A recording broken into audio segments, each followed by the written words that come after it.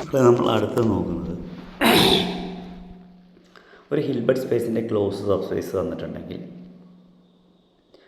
അതിൻ്റെ കോഡൈമെൻഷൻ എന്ന് പറഞ്ഞു കഴിഞ്ഞാൽ dimension of the factor group അല്ലെങ്കിൽ ഫാക്ടർ സ്പേസ് അല്ലെങ്കിൽ കോഷ്യൻ സ്പേസ് എച്ച് ഗിവൺ ഇയുടെ ഡയമെൻഷൻ 1 ആണെങ്കിൽ ഇയുടെ പെർബിൻ്റെ ഡയമെൻഷനും 1 ആയിരിക്കും. നിങ്ങൾ മനസ്സിലാലോചിക്കുക. എച്ച് ഈക്വൽ ടു R2 എടുക്കും. ഇ എന്ന് പറഞ്ഞു കഴിഞ്ഞാൽ എക്സ് ആക്സിസ് എടുക്കും. ഓക്കെ, അപ്പോൾ എക്സ് ആക്സിസിൻ്റെ ഡയമെൻഷൻ 1 ആണ്, R2ൻ്റെ ഡയമെൻഷൻ 2 ആണ്. അപ്പോൾ 2 ഡയമെൻഷൻ ഡിവൈഡഡ് ബൈ 1 ഡയമെൻഷൻ പറഞ്ഞാൽ 1 ഡയമെൻഷൻ ആണ്. അപ്പോൾ കോ ഡയമെൻഷൻ ഓഫ് ഇ എന്ന് പറഞ്ഞാൽ ഇവിടെ എക്സ് ആക്സിസ് 1 ആയിരിക്കും. ഇനി എക്സ് ആക്സിസിൻ്റെ പെർപെൻഡിക്കുലർ എന്ന് പറയുന്ന സ്പേസ് വൈ ആക്സിസ് ആണ്, അതിൻ്റെ ഡയമെൻഷനും 1 ആയിരിക്കും. ഓക്കെ, ഈ തിയറത്തെ അല്ലെങ്കിൽ ഈ ലെമ്മയെ നിങ്ങൾ മനസ്സിലാക്കേണ്ടത് അങ്ങനെയാണ്.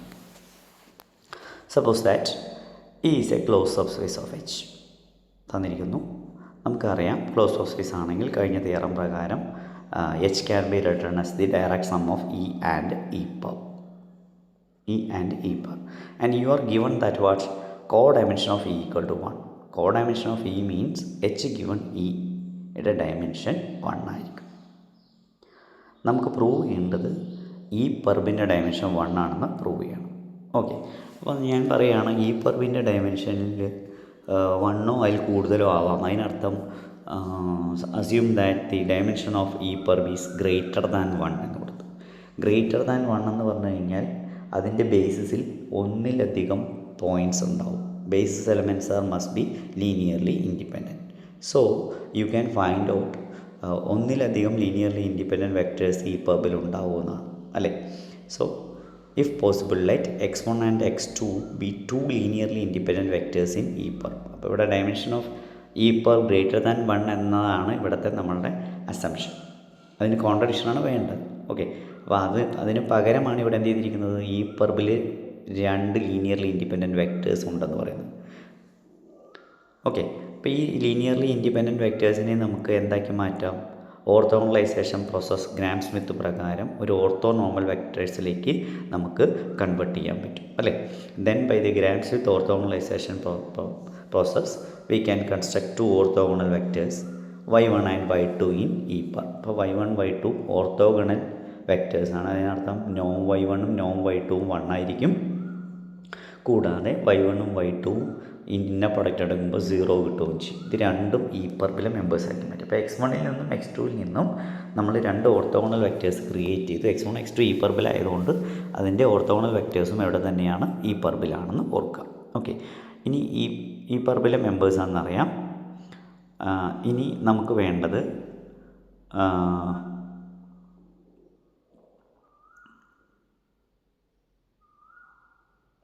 Alpha y1 plus beta y2 equal to z എന്ന് പേര് കൊടുത്തു. Alpha y1 plus beta y2 equal to z എന്ന് പേര് കൊടുത്തു.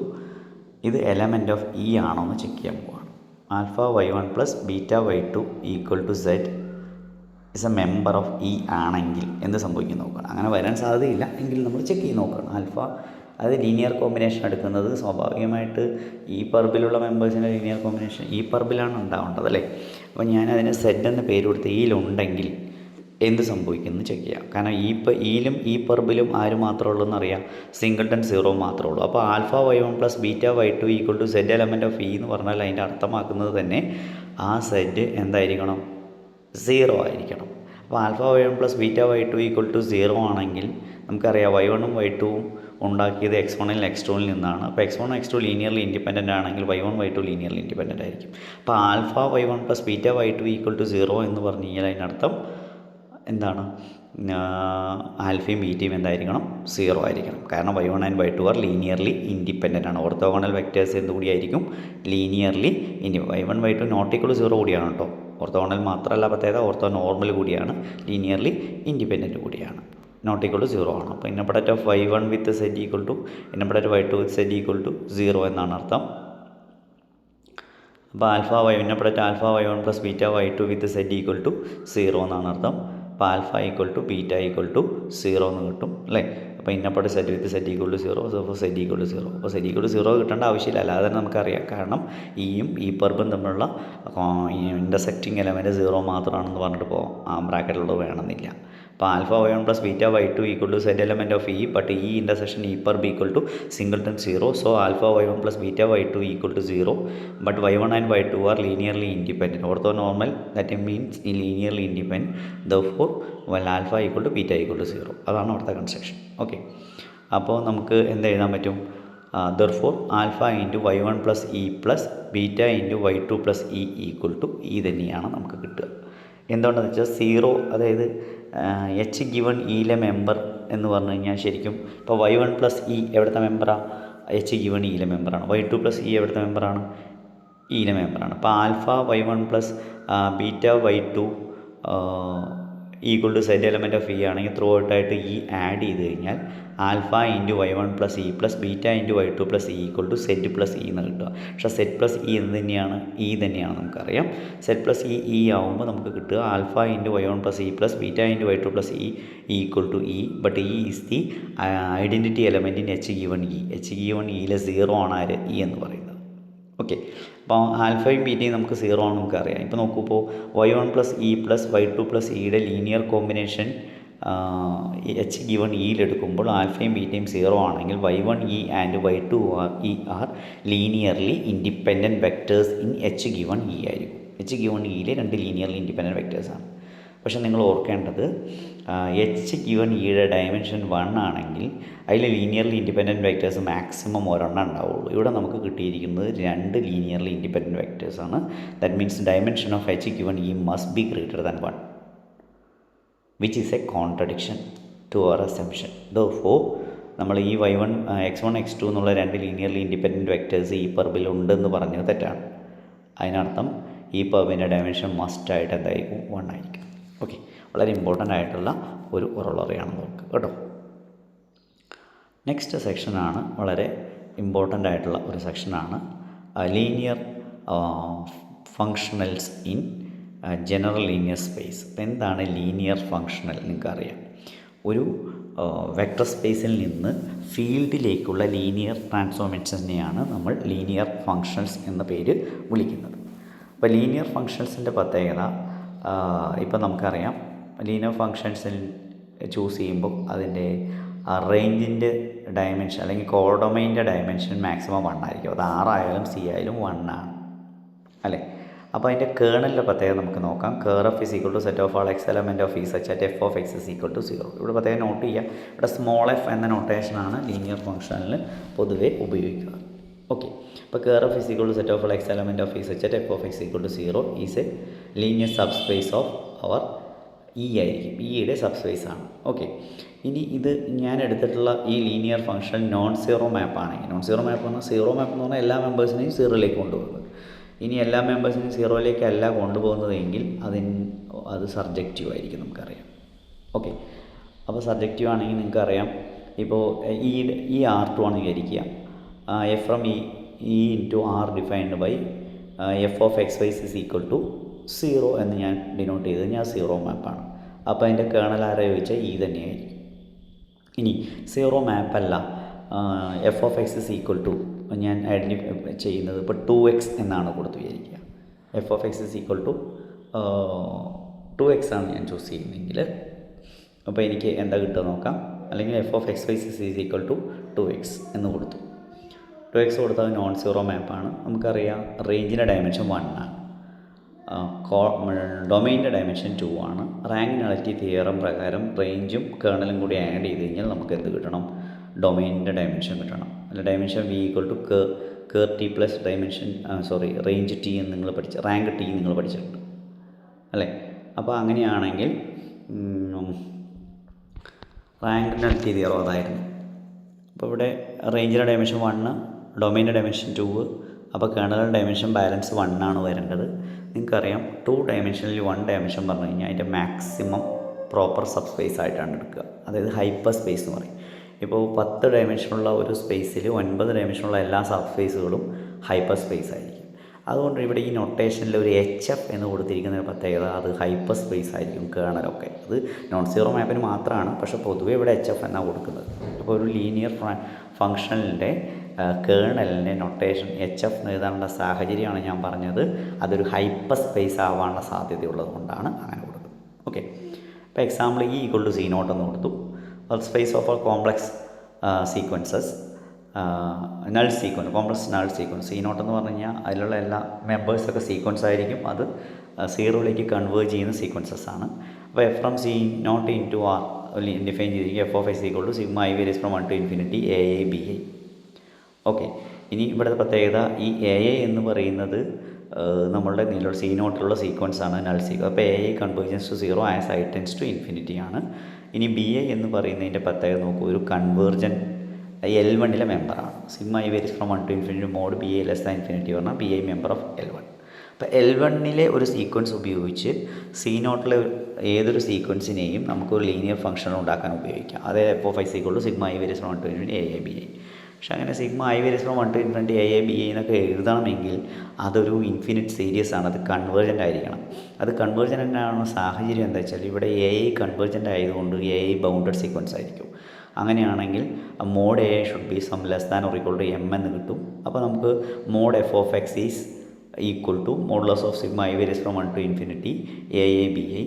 ഇനി മോഡ് സമേഷൻ എന്ന് പറഞ്ഞു കഴിഞ്ഞാൽ നമുക്ക് ഹോൾഡേഴ്സ് ഇൻഇക്വാളിറ്റി പ്രകാരം അതിനെ summation mod A I raise to P whole raise 1/p into summation mod B I raise to P whole raise 1/q എന്ന് എഴുതാൻ പറ്റും. പക്ഷേ എയുടെ വാല്യൂ ഒക്കെ less than equal to some M ആയതുകൊണ്ട് M into summation I varies from 1 to infinity mod B A എന്ന രൂപത്തിൽ എഴുതാം. ഓക്കെ, അപ്പോൾ അങ്ങനെ എഴുതുമ്പോഴും ഇവിടെ L1 പോയിൻ്റ് ആയതുകൊണ്ടാണ് പി ഈക്വൽ ടു 1 ആണ്, അപ്പോൾ ക്യൂ 1 ആണെന്ന് അറിയാം. അപ്പോൾ summation I varies from 1 to infinity mod B I into M എന്ന് കിട്ടുക. എം ഒരു കോൺസ്റ്റൻ്റാണ്, കോൺസ്റ്റൻ്റ് കൊണ്ട് മൾട്ടിപ്പിൾ ചെയ്താലും അത് കൺവേർജൻ്റ് തന്നെയായിരിക്കും. അപ്പോൾ ഇതിൻ്റെ കൺവേർജൻസിനെ കുറിച്ചാണ് ഞാൻ ഡീറ്റെയിൽ ആയിട്ട് പറഞ്ഞത്. നിങ്ങളപ്പോൾ അത് ചെക്ക് ചെയ്ത് നോക്കുക കേട്ടോ. നിങ്ങൾക്ക് ഗൂഗിളിലൊക്കെ സെർച്ച് ചെയ്ത് ഈസി ആയിട്ട് ഇതിനെ കണ്ടെത്താനും പറ്റും. ഈസിയാണ്, ഞാൻ പറഞ്ഞ കാര്യം ഇപ്പോൾ നോക്കാൻ പറ്റും. ഇപ്പോൾ നമ്മൾ സി നോട്ടിലുള്ള ഒരു ലീനിയർ ഫംഗ്ഷനിൽ കണ്ടെത്തിയതാണ്. ഇതുപോലെ എൽ പി സ്പേസിലുള്ള ലീനിയർ സ്പേസ് കണ്ടുപിടിക്കാൻ വേണ്ടി നമ്മൾ F of X equal to sigma I varies from 1 to infinity A I B I. ഇവിടെ വീണ്ടും ബി ഐ എടുക്കുന്നത് എൽ ക്യൂലെയാണ്, എ ഐ എൽ പിയിലെ സീക്വൻസാണ്. അപ്പോൾ ഇവിടെ എ ഐ സി നോട്ടിലെ സീക്വൻസ് ആക്കുമ്പോൾ നമ്മൾ ബി ഐസ് L1 ഇത് ചൂസ് ചെയ്തു. ഇനി എൽ പിയിൽ ചൂസ് ചെയ്യുമ്പോൾ from L P into R എടുക്കുന്ന കേസിൽ അല്ലെങ്കിൽ സി എടുക്കുന്ന കേസിൽ നമ്മൾ ഉപയോഗിക്കുന്ന അതർ സീക്വൻസ് എന്ന് പറയുന്നത് ബി ഐ എൽ ക്യൂലി എടുക്കുക. അപ്പോൾ എൽ ക്യൂവും L1 തമ്മിൽ ഹോൾഡേഴ്സ് ഇൻഇക്വാലിറ്റി ഉപയോഗിക്കാൻ വേണ്ടിയാണ് നമ്മൾ ആ രൂപത്തിൽ ചൂസ് ചെയ്തിട്ടുള്ളത്. അപ്പോൾ തൊട്ട് മുന്നുള്ള അതേ കാര്യം തന്നെയാണ് ഇവിടെയും വരുന്നത്. ഇനി F from C of close interval 0 into r, അതായത് കണ്ടിന്യൂസ് ഫംഗ്ഷൻസിൻ്റെ കേസാണ്. അതിൽ നമ്മൾ ഇൻ്റഗ്രേഷൻ എന്നുള്ള കൺസെപ്റ്റ് ഉപയോഗിച്ചിട്ടാണ് ലീനിയർ ഫംഗ്ഷനുകൾ കണ്ടുപിടിക്കുന്നത്. F of X equal to integral 0 to 1 X of T F of T D T. ഇവിടെ എക്സ് എന്ന് പറയുന്നത് സി ഓഫ് ക്ലോസ് ഇൻ്റർവൽ 0 മാപ്പാണ്, അത് ഫംഗ്ഷനാണ്, കണ്ടിന്യൂസ് ഫംഗ്ഷൻ. അപ്പോൾ എക്സ് ഇവിടെ കണ്ടിന്യൂസ് ഫംഗ്ഷനും F integrable function over closed interval 0 അത് ലെബേക്ക് ഇൻ്റഗ്രബിൾ ആവാം അല്ലെങ്കിൽ റീമാൻ ഇൻ്റഗ്രബിൾ ആവുന്ന ഫംഗ്ഷൻ ഉപയോഗിച്ചുകൊണ്ട് ഒരു ഫിക്സഡ് ഫംഗ്ഷനാണ്. ഇവിടെ എഫ് ഫിക്സഡ് ആണ്, എക്സ് ആണ് വേരി ചെയ്യുന്നത്. തൊട്ട് മുകളിലെ കേസുകൾ ഓരോന്നിലും പരിശോധിച്ചാൽ ആദ്യത്തെ സി നോട്ടിൻ്റെ കേസിൽ ബി ഐ ഫിക്സഡ് ആണ്, എൽ പിയുടെ കേസിൽ ബി ഐ ഫിക്സഡ് ആണ്. ഇനി സി ഓഫ് ക്ലോസ് ഇൻ്റർവൽ 0 കേസിൽ ഇവിടെ എഫ് ആണ്. ഇൻ്റഗ്രബിൾ ഫംഗ്ഷൻ ഉപയോഗിച്ചുകൊണ്ട് ഇത്തരത്തിലുള്ള ഒരു ലീനിയർ ഫംഗ്ഷനുകൾ നമുക്ക് കണ്ടെത്താൻ പറ്റും. ഓക്കെ, ഇനി എക്സാമ്പിൾ 4 ഡിസ്കസ് ചെയ്തിരിക്കുന്നത് സിയിലെ ഇപ്പോൾ point C of close interval 0 X എന്ന കണ്ടിന്യൂസ് ഫംഗ്ഷൻ എടുക്കുന്നു.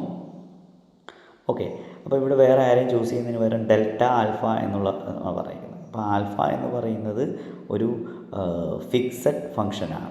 അപ്പോൾ ഇവാലുവേഷൻ മാപ്പാണ്. Delta alpha of X is equal to X of alpha.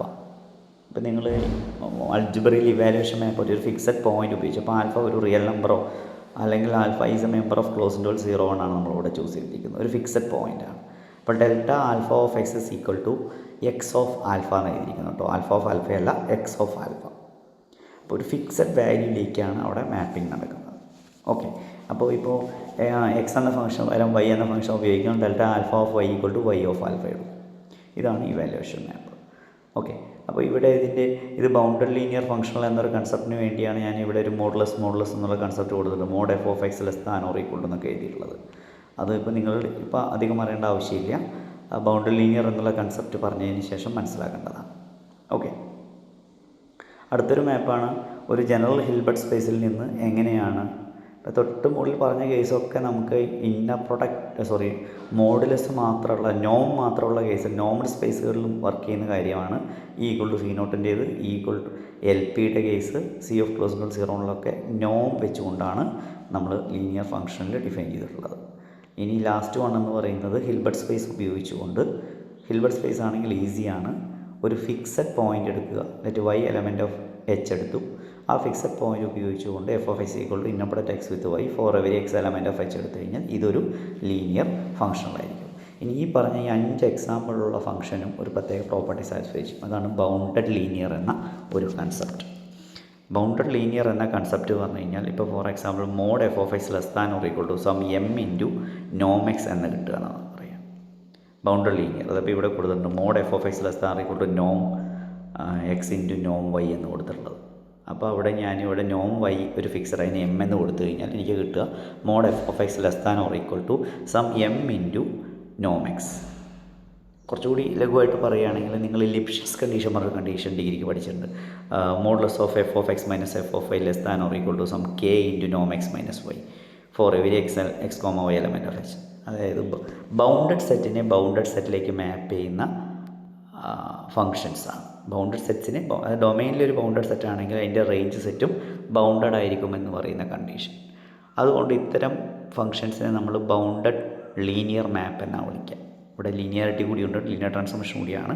അതുകൊണ്ട് ബൗണ്ടഡ് ലീനിയർ മാപ്പ്. അപ്പോൾ ഒരു വെക്ടർ സ്പേസിൽ നിന്ന് മറ്റൊരു വെക്ടർ സ്പേസിലേക്ക് ഡിഫൈൻ ചെയ്യുന്ന, വെക്ടർ സ്പേസ് എന്ന് പറയുന്നതിനേക്കാൾ നോർമൽ സ്പേസ് എന്ന് വിചാരിക്കുക, നോർമൽ സ്പേസിലേക്ക് ഡിഫൈൻ ചെയ്യുന്ന ഒരു ലീനിയർ ട്രാൻസ്ഫോർമേഷനെ ബൗണ്ടഡ് ലീനിയർ എന്ന് പറയണമെങ്കിൽ ഇപ്പോൾ f from x into y, capital X ഒരു നോം സ്പേസ് ആണ്, y ആണെങ്കിൽ അതിനെ നമ്മൾ ബൗണ്ടഡ് ലീനിയർ എന്ന് വിളിക്കുകയാണെങ്കിൽ നോം f(x) സം m ഇൻറ്റു നോം x എന്ന് കൊടുത്താൽ മതി.